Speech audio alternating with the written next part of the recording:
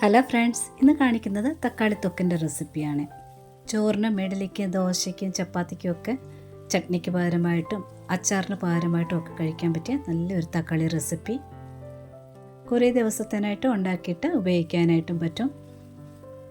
ഇത് പലരും പല രീതിയിൽ ചെയ്യാറുണ്ട്. ഞാനിവിടെ സവാളയും വെളുത്തുള്ളി ഇല്ലാതെയാണ് ചെയ്യുന്നത്. ഇത് എങ്ങനെയാണ് ചെയ്തെടുക്കുന്നത് നോക്കാം. ഞാനിവിടെ 1/2 കിലോ തക്കാളി എടുത്തിട്ടുണ്ട്. നന്നായി കഴുകി എടുത്തതിന് ശേഷം വെള്ളമയം ഒട്ടുമില്ലാതെ തുടച്ചെടുക്കണം. ഇത് കട്ട് ചെയ്യുമ്പോൾ ആ നടുക്കുള്ള ആ തണ്ട് ഭാഗം ഉണ്ടല്ലോ, അതൊന്ന് കട്ട് ചെയ്ത് എടുത്തു മാറ്റണം. തക്കാളി നന്നായി വഴറ്റിയെടുക്കേണ്ട റെസിപ്പിയാണ്. അതുകൊണ്ട് എത്രയും കനം കുറച്ച് അരിഞ്ഞെടുക്കാവുന്നു അത്രയും കനം കുറച്ച് അരിഞ്ഞെടുക്കുക. അപ്പോൾ പെട്ടെന്ന് വഴന്നു കിട്ടും.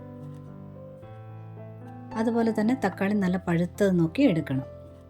ഇതാ കട്ട് ചെയ്തിട്ടുണ്ട്. ഇതങ്ങോട്ട് മാറ്റി വയ്ക്കാം. ഇനി ഒരു കടായി അടുപ്പത്ത് വെച്ചിട്ടുണ്ട്. 1/2 സ്പൂൺ ഉലുവ ചേർക്കുക.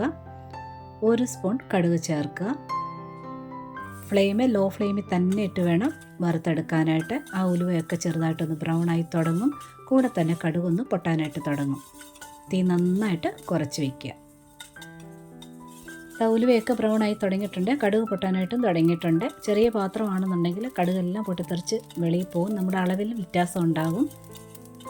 അതൊന്ന് ശ്രദ്ധിക്കണം. കടുക് പൊട്ടാൻ തുടങ്ങുമ്പോൾ തന്നെ ഗ്യാസ് ഓഫ് ചെയ്യുക. ഇനി ഇതൊരു മിക്സിയുടെ ജാറിനകത്തോട്ട് മാറ്റുകയാണ്.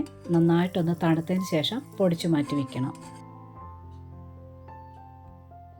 ഇനി അടുപ്പിൽ ഒരു ചട്ടി വെച്ചിട്ടുണ്ട്. ചട്ടി എടുക്കുന്നതിൻ്റെ കാരണം പറയും നിങ്ങൾക്ക് മനസ്സിലാവും.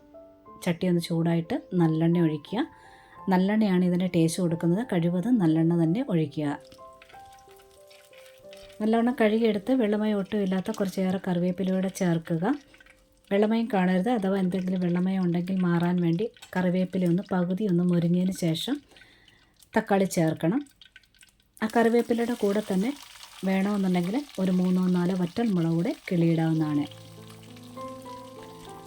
ഈ തക്കാളിയുടെ കൂടെ തന്നെ ഇനി ചേർക്കേണ്ടത് ഒരു ചെറിയൊരു കഷ്ണം വാളൻ പുളിയാണ്. തക്കാളിക്ക് പുളി കാണും, എന്നിരുന്നാലും ഒരു ചെറിയൊരു കഷ്ണം പുളി ചേർക്കണം. ഇനി കുറച്ച് മഞ്ഞൾപ്പൊടിയോടെ ചേർത്തിട്ടുണ്ട്. നന്നായിട്ടൊന്ന് ഇളക്കിയെടുക്കുക. ഇനി തക്കാളി നല്ലവണ്ണം ഒന്ന് വഴറ്റിയെടുക്കണം. തീ നല്ലവണ്ണം കൂട്ടിക്കൊടുക്കുക. വാളൻ പുളി വെള്ളത്തിൽ പിഴിഞ്ഞെടുത്തൊന്നും ചേർക്കരുത്. വെള്ളമയം ഇതിൽ പാടില്ല. ഇനി ഇത് വഴറ്റിയെടുക്കണം. അതുകൊണ്ട് പെട്ടെന്ന് വഴന്ന് കിട്ടാനായിട്ട് കുറച്ച് ഉപ്പൂടെ ചേർക്കുക. കുറച്ചുപ്പേ ചേർക്കാവൂ. നല്ലവണ്ണം തക്കാളി വഴന്ന് കഴിയുമ്പോഴത്തേന് ചുരുങ്ങി വരും. അപ്പോൾ ഉപ്പ് കൂടി പോകരുത്. അതിനനുസരിച്ച് ചേർക്കുക. അതേപോലെ തന്നെ തക്കാളി നല്ലവണ്ണം വഴന്ന് കിട്ടണം. മൂടി വെച്ച് വേവിക്കരുത്. ഇത് തുറന്ന് തന്നെ ഇളക്കിയെടുത്ത് വേണം വഴറ്റിയെടുക്കാനായിട്ട്. തക്കാളി നല്ലവണ്ണം വെന്തിട്ടുണ്ട്. കുറച്ചൊക്കെ ഒന്ന് വെള്ളം വറ്റിയിട്ടുണ്ട്. തക്കാളി നല്ലവണ്ണം വെന്തതിന് ശേഷം വേണം അടുത്ത ചേർക്കാനായിട്ട്. ഇനി ഇത് ചേർക്കേണ്ടത് മുളക് പൊടിയാണ് ചേർക്കേണ്ടത്. കാശ്മീരി മുളക് പൊടി ഒരു 3/4 സ്പൂൺ ചേർത്തിട്ടുണ്ട്. അതേ അളവിൽ തന്നെ എരിവുള്ള മുളക് പൊടിയും ചേർക്കുക. നിങ്ങൾക്ക് നല്ല എരിവ് വേണമെന്നുണ്ടെങ്കിൽ ഈ രണ്ടിൻ്റെയും കൂടെ അളവ് ചേർത്തുകൊണ്ട് എരിവുള്ള മുളക് പൊടി തന്നെ ചേർക്കാവുന്നതാണ്. അത് നിങ്ങളുടെ ഇഷ്ടത്തിന് ചെയ്യുക. വീണ്ടും ഇത് ഇളക്കിക്കൊണ്ട് തന്നെ വഴറ്റിയെടുക്കണം. നിങ്ങൾ എടുക്കുന്ന തക്കാളിക്ക് നല്ല പുളിയുള്ളതാണെന്നുണ്ടെങ്കിൽ പുളിയില്ലാത്ത തക്കാളി ഓവൽ ഷേപ്പിൽ കിട്ടുമല്ലോ, അതോടെ മിക്സ് ചെയ്ത് ചേർക്കുക. അതായത് പാതി ചേർക്കാവുന്നതാണ്. എന്നിരുന്നാലും ഞാൻ ഈ പറഞ്ഞ പോലെ ചെറിയൊരു കഷ്ണം വാളൻപുളിയും ചേർക്കേണ്ടതാണ്. തക്കാളിയൊക്കെ വെന്ത് വെള്ളമൊക്കെ വറ്റി കുറേശ്ശെയായിട്ട് തിക്കായിട്ട് വന്നിട്ടുണ്ട്.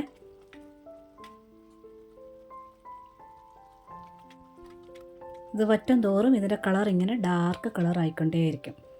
നല്ല തിക്കായി വന്നതിന് ശേഷം ഇതിൽ ശർക്കരപ്പൊടിയാണ് ചേർക്കുന്നത്. ഇത് ചേർത്തിരിക്കണം, എന്നാലേ ടേസ്റ്റ് ബാലൻസ് ആകത്തുള്ളൂ. ഇനി ഇത് വീണ്ടും വഴറ്റിയെടുക്കണം. നല്ലവണ്ണം തക്കാളി വെന്തുമല്ലോ. ഇനി ഇതൊന്ന് ഉടച്ചു കൊടുക്കണം. അതിനു വേണ്ടിയാണ് ഞാനിത് ചട്ടിയിൽ വെച്ചത്. ഇതുപോലെ ഒരു തവി വെച്ച് ഇങ്ങനെ വട്ടം കറക്കി ഇങ്ങനെ തേച്ച് കൊടുക്കുകയാണെന്നുണ്ടെങ്കിൽ നല്ലവണ്ണം ഇത് ഉടഞ്ഞു കിട്ടും. ഇല്ലെന്നുണ്ടെങ്കിൽ പൊട്ടറ്റോ മാഷ് ഉണ്ടല്ലോ, അത് വെച്ചാലും ഉടച്ചു കൊടുക്കുക. ഇതുകൊണ്ടാണ് തക്കാളിയുടെ കറുത്ത ഭാഗം കൂടി കട്ട് ചെയ്യണമെന്ന് പറഞ്ഞത്. ഇല്ലെങ്കിൽ ഈ ഒരു സമയത്ത് അതിങ്ങനെ വേഗാതെ കിടക്കും.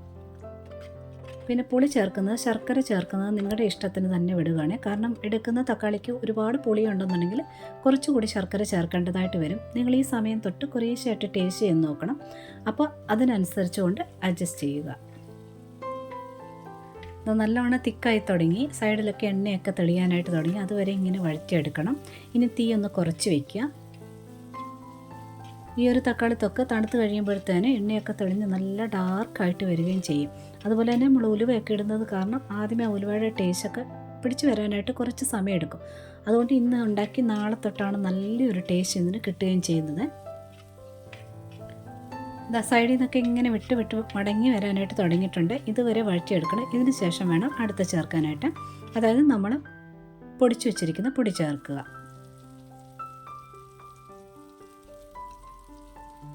ഇനി നന്നായിട്ട് മിക്സ് ചെയ്തെടുക്കുക. ഇനി ഒരുപാട് സമയമൊന്നും വേണ്ട. പൊടി ചേർത്തതിന് ശേഷം 1-2 മിനിറ്റ് ലോ ഫ്ലെയിമിലിട്ട് നല്ലവണ്ണം ഒന്ന് ഇളക്കിയെടുത്താൽ മതിയാകും. ഈ റെസിപ്പി പല രീതിയിലും ചെയ്യാറുണ്ട്. ഏറെ വെളുത്തുള്ളി ചേർത്തിട്ട് നല്ല ടേസ്റ്റ് കൂടിയാണ്.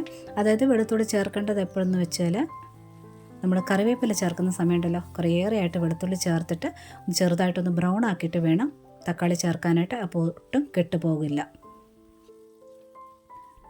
പൊടി ചേർത്തിട്ട് ലോ ഫ്ലെയിമിലിട്ട് 1-2 മിനിറ്റിനുള്ളിൽ ഒന്ന് ഇളക്കിയെടുത്താൽ മാത്രം മതി. ഒന്നും കൂടി ഇത് നല്ല ഡാർക്ക് കളറായിട്ട് വരും. നല്ല ചോറിൻ്റെ കൂടെയൊക്കെ പുരട്ടി കഴിക്കാനായിട്ട്, അച്ചാറിന് പകരമായിട്ടും ചട്നിക്ക് പകരമായിട്ടൊക്കെ നല്ല ടേസ്റ്റി ആയിട്ടുള്ള റെസിപ്പിയാണ്.